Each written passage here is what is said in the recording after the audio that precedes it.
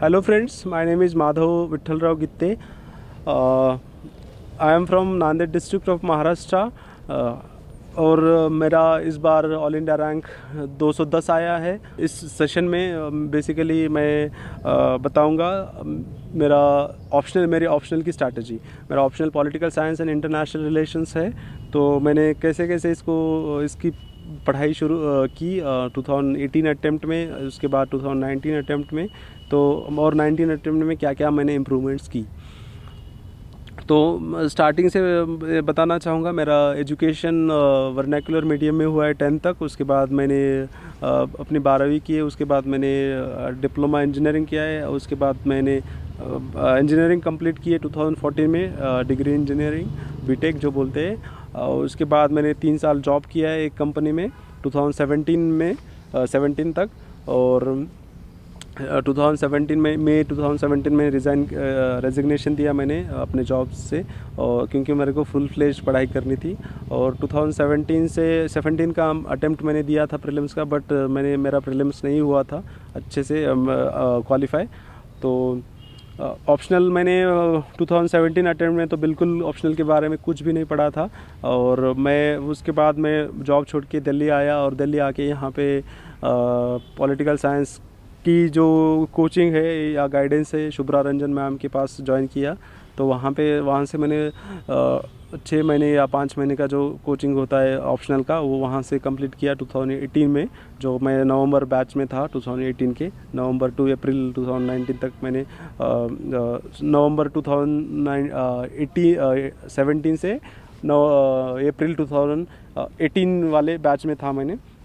वहाँ से मैंने ऑप्शनल की पढ़ाई शुरुआत की, मतलब कोचिंग से, क्योंकि मैं टेक्निकल बैकग्राउंड से हूँ, तो मुझे ज़्यादा कुछ ह्यूमैनिटीज़ मतलब पॉलिटिकल साइंस के बारे में ज़्यादा कुछ पता नहीं था। तो स्टार्ट तो मैंने वहाँ से की, मैम की कोचिंग से, क्योंकि I use to go for the class every day without any miss, मतलब बंक वगैरह किए बिना। तो क्लास के notes I use to, ma'am अच्छे से क्लास हैंड रिटन नोट्स देती है, क्लास में डिक्टेट करती है, तो उनके नोट्स अच्छे से मैं घर आके पढ़ता था, समझने की कोशिश करता था सारे कॉन्सेप्ट्स को, like Plato's idea of justice क्या है, उसके बाद एरिस्टोटल को उसके साथ कैसे कंपेयर करते हैं, उसके बाद एरिस्टोटल का हाउ एरिस्टोटल क्रिटिसाइज प्लेटो। ये मतलब पेपर वाइज जाऊंगा मैं। पेपर 1 में 2 पार्ट्स होते हैं, तो पेपर 1 का पार्ट 1 काफ़ी हद तक स्टैटिक है। वहाँ पे उसमें ज़्यादातर वेस्टर्न पॉलिटिकल थॉट्स थिंकर्स है, उसके बाद इंडियन पॉलिटिकल थिंकर्स है, उसके बाद जो आइडियोलॉजीज है, लिबरलिज्म, फेमिनिज्म, और जो भी मतलब स्टैटिक पार्ट है ऑप्शनल का, वो अच्छे से कीजिए, क्योंकि वो that will act as a, मतलब जो एक सपोर्ट होता है ना ऐड करने के लिए कंटेंट बाकी आंसर्स में भी। For example, if you are quoting Rawls theory of justice in the paper 1 part 2, that is IGP, जहाँ पे जस्टिस पे क्वेश्चन आता है, if you start with Rawls quote that justice is the first virtue of system of thoughts, ऐसे बोल के, तो वैसे मतलब कोट कर सकते हो। तो और वो कोट करके आप अच्छे से मतलब एग्ज़ामिनर को मतलब थोड़ा सा ये बता सकते हो अच्छे से। तो उस तरीके से आप यूज़ कीजिएगा कंटेंट का, मतलब फ्रॉम, ऐसे नहीं है कि पेपर 1 का पार्ट अलग है, पार्ट 1 अलग है, और पेपर 2 का जो पेपर 1 का पार्ट 2 है वो अलग है, IGP section, Indian government and politics. मतलब ऐसे साइलोज में नहीं है। Even you can quote the paper 1 part 1 examples और scholars in IR as well. जैसे फॉर एग्जाम्पल लिबरलिज्म के पे क्वेश्चन है IR पे, जैसे कि ग्लोबलाइजेशन पे क्वेश्चन है। ग्लोबलाइजेशन इज़ मतलब एक लिबरलिज्म भी बता सकते हो, कि जैसे कि इसने कैसे बोला था इमैनुअल कांट ने, परपेचुअल पीस कैसे आएगा, तो ट्रेड प्रमोट करो, डेमोक्रेसी प्रमोट करो, मतलब ज़्यादा पीस आएगा तो कम्युनिकेशन प्रमोट करो ईच अदर्स कंट्रीज़ में। तो उसके वैसे उस तरीके से आप जॉन लॉक को कोट कर सकते हो, इमैनुअल कांट को कोट कर सकते हो इन IR पार्ट में।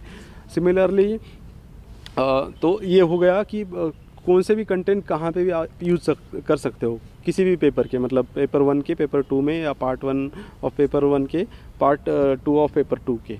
तो ये हो गया कि कैसे कैसे आप यूज़ कर सकते हो। अब आती है बारी कि नोट्स कैसे बनाएं। मैंने तो अपने नोट्स मतलब शॉर्ट नोट्स बनाए थे। एक मैम के काफ़ी सारे नोटबुक्स भर जाते, मैम बहुत सारे नोट्स देते, बट एट द मतलब सडनली वो सारे नोट्स रीड करना short span of time it is possible नहीं है। तो फॉर दैट मैंने अच्छे से मतलब मेरे कंसाइज नोट्स बनाए थे। जैसे कि फॉर एग्जांपल प्लेटो के आइडियाज़ है, तो प्लेटो के आइडियाज़ में मैंने प्लेटो का उसका उनका बुक, उनके बारे में क्या आइडियाज़ है, थ्योरी ऑफ जस्टिस है, उसका उनके क्रिटिसिजम्स, जैसे 4 क्रिटिसिजम्स एंड 4 सपोर्टर्स है प्लेटो की, तो ऐसे लिखा मैंने और एक पेज में मेरा प्लेटो ख़त्म हो गया। मतलब सिमिलरली फॉर अरिस्टोटल के बारे में उनका बुक, उनकी जो भी आइडियाज़ है उनका, फिर अरिस्टोटल का criticism of Plato and comparison of Plato and Aristotle, और उनके बारे में जो भी है वो सारा लिख के उनका फिर 1-2 पेज में, ये 2 पेज में मेरा पूरा अरिस्टोटल के बारे में। तो मैं एक यहाँ पे दिखाना चाहूँगा, मैंने नोटबुक में मैंने कैसे नोट्स बनाए थे। यहाँ पे मैंने ये नोटबुक पूरा एक पार्ट 1 है, पेपर 1 का, काफ़ी इसके नोट्स बने थे, बट यहाँ पे मैंने कंसाइज करने की कोशिश की। तो मैं यहाँ पे आपको दिखाऊंगा, जैसे कि यहाँ पे प्लेटो को मैंने लिखा है, प्लेटो के बारे में, अरिस्टोटल के बारे में, देन उनके क्रिटिक्स, देन आइडियोलॉजीज़ के बारे में, देन ऐसे मैं कीवर्ड्स ज़्यादातर लिखता था और कीवर्ड्स को ही रिवाइज़ करता था, क्योंकि बाकी आइडियाज़ तो हमें पता होती है। तो और उनके कोट्स, मैकियावेली के बारे में, जैसे कि बुक प्रिंस है, ये सारी चीज़ें। तो इसी तरह मैंने सारे अपने नोट्स बनाए, और मतलब शॉर्ट नोट्स जो होते हैं, क्योंकि वो नोट्स मुझे बहुत हैंडी आते थे एग्ज़ाम के पहले प्रिपेयर करने के लिए। उसके बाद टेस्ट जब लिखता था मैं, टेस्ट के बारे में भी, टेस्ट के पहले भी नोट्स ये रिवाइज़ करके जाता था, तो बाकी नोट्स रिवाइज़ करने की कोई ज़रूरत नहीं पड़ती थी।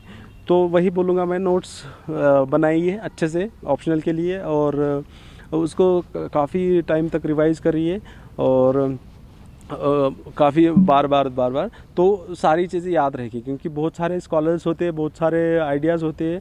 तो और पॉलिटिकल साइंस का सब्जेक्ट ऑफ सिलेबस भी काफ़ी वास्ट है, तो उसको कवर करने के लिए आपको मतलब शॉर्ट एंड क्रिस्प नोट्स बनाने पड़ेंगे, और वो अब रिवाइज़ करने के लिए बहुत आसान हो जाएगा। मतलब एक ड्राइव पे भी मैं अपलोड करूँगा ये सारे नोट्स मेरे, तो you can refer that as well. ये हो गया पेपर 1 का पार्ट 1।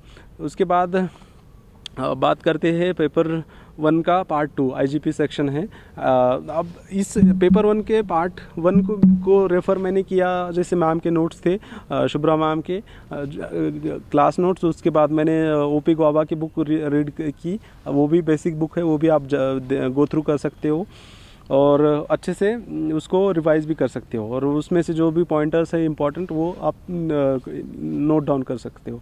तो उसके बाद आइडियोलॉजीज़ के लिए मैंने एंड्रू हेवुड की बुक रेफ़र की थी, बट आई फाउंड दैट जो मैम के क्लास नोट्स है, they were more than enough for the ideologies part. और जो Indian government and Indian political thinkers है, उनके लिए मैम के नोट्स है, और आप रेफ़र करना चाहोगे तो BL नहीं, कुछ बुक है, मतलब I guess for Indian political thinker आप नेट पे ही ढूंढ सकते हो, मतलब जो भी चीज़ें गांधी के बारे में, या वो MN रॉय के बारे में, ऐसे अम्बेडकर के बारे में जनरल टॉपिक्स है, तो वो भी आप ये कर सकते हो, रीड कर सकते हो। I found that ma'am's notes is quite comprehensive and sufficient to write in exam. तो अब बात आती है पेपर 1 का part 2, that is Indian government and politics. उसके लिए 2-4 मैंने मैम के क्लास नोट्स रेफ़र किए थे, उनके जो उसको वो क्लास नोट्स से मैंने अपने शॉर्ट नोट्स बनाए थे।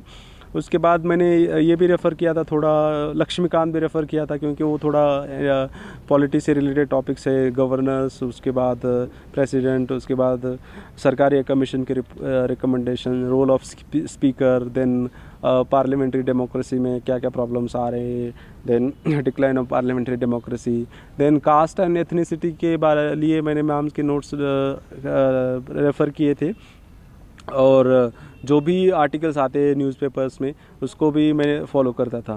तो और जो करंट अफेयर्स भी बहुत इंपॉर्टेंट है पेपर पार्ट 2 में आईजीपी सेक्शन में, क्योंकि करंट अफेयर्स पे काफ़ी हद तक क्वेश्चंस आते हैं। जैसे स्टैटिक टॉपिक्स भी है, जैसे लैंड रिफॉर्म्स हो गया, उसके बाद मूवमेंट हो गए, जो सोशल मूवमेंट हो गए वो भी है। बट वो सोशल मूवमेंट पे भी जैसे एनवायरनमेंट मूवमेंट्स है, एनवायरनमेंट मूवमेंट पे लास्ट ईयर शायद तुतुखोड़ी का जो भी आया था वो कॉपर प्लांट के बारे में, तो टूटीकोरिन कॉपर प्लांट के बारे में प्रोटेस्ट जो हो रहे थे, तो उसके बारे में पूछा था। तो वैसे करंट अफेयर्स भी काफ़ी क्वेश्चंस पूछते हैं, तो मैंने वही किया। ज़्यादा चीज़ें रीड करने से अच्छा जो चीज़ें हैं नोट्स उसको काफ़ी टाइम तक काफ़ी बार रिवाइज करना, और उससे ज़्यादा से ज़्यादा आंसर राइटिंग प्रैक्टिस करना, that is very important.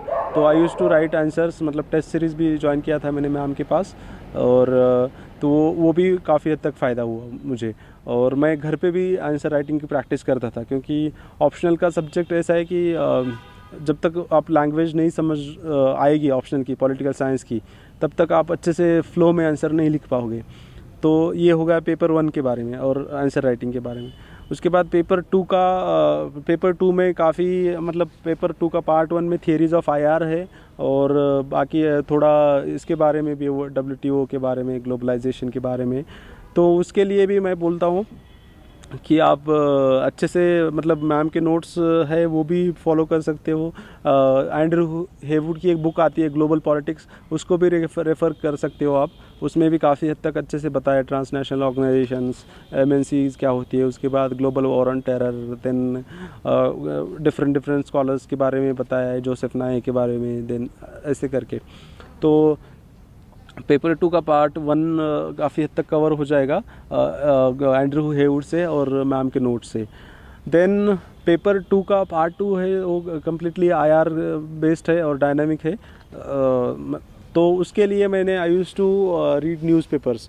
Indian Express पे जो आर्टिकल्स आते थे राजा मोहन के, उसके बाद हर्ष पंत के हिंदू में आते, बाकी स्कॉलर्स के आते, I use to follow its website. उसके बाद कुछ कोई प्रेसिडेंट्स आ रहे हैं बाहर के, फॉरेन डिग्निटरीज आ रहे हैं, उन्होंने क्या बोला था, क्या क्या बोल रहे थे वो, मतलब स्पीच में, तो वो मैं नोट करता था अपने नोटबुक में और अपडेट करता था नोट्स को। उसके बाद जैसे अपने प्राइम मिनिस्टर ने इसमें सिंगापुर में शांग्रीला डायलॉग में ये दिया था, स्पीच दिया था, तो वहाँ पे शांग्रीला में ही give the India's vision for the world order. तो वहाँ पे उन्होंने जो कोट्स, जो अपना विज़न बताया अपने कंट्री का, इंडिया का, उनके बारे में मैं I use to write down and note down, and वो कोट करता था आंसर्स में। तो वैसे जो कैची सेंटेंसेस है वो, जैसे कि प्राइम मिनिस्टर ने बोला था कि इंडिया ईरान रिलेशंस के बारे में भी कुछ कोट किया था। वैसे मतलब distance between Kashi to Kashan is just some miles away, ऐसे कुछ बोला था। और इंडिया चाइना के बारे में एक बोला था कि फ्रॉम इंच टू माइल्स। तो ऐसे करके बहुत सारे कोट्स, या जो फॉरेन सेक्रेटरी के जो भी स्टेटमेंट्स है, फॉरेन मिनिस्टर्स के स्टेटमेंट्स है, उनको कोट करता था। और अच्छे से मैंने मैम के भी नोट्स रेफ़र किए थे और अपने करंट अफेयर्स से भी अपडेट किया था। और पेपर 2 की आंसर राइटिंग की प्रैक्टिस की बात कीजिए तो the paper 2's part 1 is theory based, so you can practice realism, liberalism, जो सोशल लिबरलिज़म होते हैं, जो सारी थियरीज एंड ऑल। उसके बाद न्यूक्लियर डिटरेंस के बारे में, these topics are quite static, but you can static in the sense dynamism भी आता है इसमें, अगर आप उसको अच्छे से ये कर सकते हो तो, कोरिलेट करोगे तो इसकी आंसर राइटिंग प्रैक्टिस अच्छे से कीजिए, मतलब बार बार लिखने की कोशिश कीजिए, कॉन्सेप्ट का अंडरस्टैंड करने की कोशिश कीजिए, और उसके बाद दोबारा आप लिखोगे। If you write again and again, if you practice more and more questions, so you will able to write the answers properly. Otherwise what will happen, तो मतलब आप अच्छे से लिख नहीं पाओगे। तो पिछले अटेम्प्ट में मैंने ये सारी चीज़ें की थी, बट इस अटेम्प्ट में मैंने क्या इम्प्रूव किया। पिछले अटेम्प्ट में तो I got 290 marks in optional, but इस अटेम्प्ट में पता नहीं, अब तो मार्क्स तो पता नहीं, क्योंकि मार्क्स अब तक रिवील नहीं हुए, रिलीज़ नहीं किया यूपीएससी ने, but I hopefully that this attempt I must have good marks in optional, मतलब डिसेंट मार्क्स इन ऑप्शनल। सो मैंने क्या क्या इम्प्रूवमेंट किया पिछले अटेम्प्ट से ये अटेम्प्ट में, तो मैंने ये इम्प्रूव किया कि मैंने ज़्यादा जो पूछा है क्वेश्चन में उस पे ज़्यादा फोकस करके, और जो भी स्कॉलर्स है लिमिटेड, जो जितने भी स्कॉलर्स है, जितने भी उनके आइडियाज़ है, वो अच्छे से कोट कर पाया मैं। और उसके बाद मैंने जो कीवर्ड्स पे फोकस किया, कीवर्ड्स पे अच्छे से फोकस करना। उसके बाद for example if Isaiah Berlin is talking about negative liberalism, तो इज़ाया बर्लिन की बुक का नाम। Then similarly for example if one multiculturalism की बात कर रहे हैं, तो भीखू पारेख को कोट करना, उनकी क्रिटिसिज्म जो विल किमलिका ने भीखू लिबरलिज्म सॉरी मल्टीकल्चरिज्म बताया है, उसको भिखू पारेख ने कैसे क्रिटिसाइज़ किया है, कि तो वैसे चीज़ें। और उसके बाद कीवर्ड्स पे underline, then improvement in presentation, very important. उसके बाद I use to draw the maps wherever it is possible, जैसे कि इंडो पैसिफिक पे पूछा था, उसके बाद BRI पे लास्ट ईयर पूछा था, तो मैंने I use to draw world map कि यहाँ कंट्रीज़ यहाँ है एलोकेटेड है, इंडिया यहाँ है, इंडिया के स्ट्रेटेजिक पोर्ट कहाँ कहाँ है, वो सारी चीज़ें तो मैप्स में। उसके बाद डायग्राम्स में भी बनाने की कोशिश कीजिए, जैसे इनोवेटिव बनाना है। फॉर एग्जांपल ऑप्शनल में जो ह्यूमन राइट्स है, ह्यूमन राइट्स के कैरेक्टरिस्टिक्स और फीचर्स है, तो वहाँ पे जैसे 5 फीचर्स है, इनएलिएनेबल, इक्विटेबल, इंडिविजुअलिस्टिक, ऐसे। तो I use to draw some 1 circle and 5 arrows to the all the, तो एक डायग्राम बन जाते थे। तो such kind of innovation you can do, you can make and make more your answer more presentable and readable. तो ये किया मैंने, हैंड राइटिंग भी थोड़ा वर्क किया इम्प्रूव करने का। तो इस तरीके से मैंने अपना ऑप्शनल किया। और टेस्ट सीरीज़ मैंने ज्वाइन की थी मैम के पास, और एक GS कोर पीयूष चौबे के सर के पास, दोनों test series I use to write. और मैं ज़्यादा प्रैक्टिस किया इस बार, और ज़्यादा से ज़्यादा फोकस किया कि उनके आइडियाज़ पे, स्कॉलर्स के, और जो भी थियोरीज़ है उन पे। तो एंड करंट अफेयर्स को भी ज़्यादा इंक्लूड किया इस बार। तो होपफुली दिस ईयर अच्छे मार्क्स आएंगे मेरे को, और आ सकते हैं मे बी।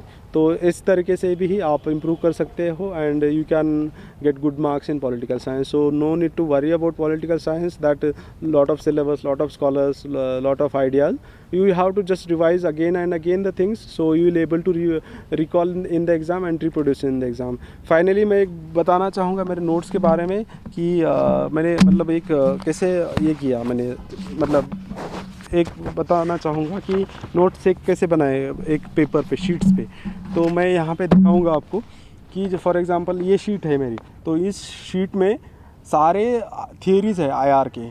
तो ये IR के थियरीज़, इसमें मैंने फॉर एग्जांपल रियलिज़म है, लिबरलिज़म है, सारे इसमें स्कॉलर्स के नाम प्लस जो उनके बुक्स का नाम, और उनके आइडियाज़ क्या क्या है, उनका क्या मतलब क्या बोलना चाहते हैं वो सारे मैंने एक शीट पे लगा लिए थे। और ये एक शीट में मैंने स्टडी टेबल में चिपकाई थी, और स्टडी टेबल के पास तो इसको मैं रोज़ रोज़ रिवाइज़ करता था। तो इसमें अराउंड 100 स्कॉलर्स होंगे, और 100 बुक्स के नाम होंगे, और 100 आइडियाज़ होंगे। तो it is not easy to remember all the things अगर आप एक बार रीड करके छोड़ दोगे तो ऐसे आप बनाइए, एक शीट को कहाँ पे लगवाइए, उसको दोबारा रीड कीजिए। तो ये मैं एग्ज़ाम मेंस के पेपर जाने के पहले 5-10 मिनट में इसको आखिरी में रीड कर लेता था। और क्या क्या है, मतलब ऐसे ही 7-8 शीट है बनाए थे मैंने ऐसे काफ़ी इसके लिए, टॉपिक्स के लिए। यहाँ पे भी है, तो इसमें भी ऐसे लिखा हुआ है अंडरलाइन करके। तो ऐसे आप बना सकते हो, और उसको मतलब प्रॉपरली एग्ज़ाम में के पहले अच्छे से रीड कर सकते हो। तो मैं यही बोलना चाहूँगा आपको, अच्छे से नोट्स बनाइए आपके कॉम्प्रिहेंसिव, और अच्छे से उसको रीड कीजिए दोबारा, so that it will help to you to recall and remember in exam, because reproducing in exam is very important than how many content और how much books you have read. So वही बोलूँगा मैं, आप अच्छे से handle कीजिए, अच्छे से राइटिंग प्रैक्टिस कीजिए, and just focus on the keywords ideas, so that it will help, and it will help to reproduce in the exam, and will helpful for getting good marks in the optional. So that is it for from me, and thank you so much. Just read again and again and do writing practice. That will help you to get good marks. Thank you so much. Thank you for listening, and I would like to thank Daily Knowledge Track for giving me this opportunity to present my views. Thank you so much.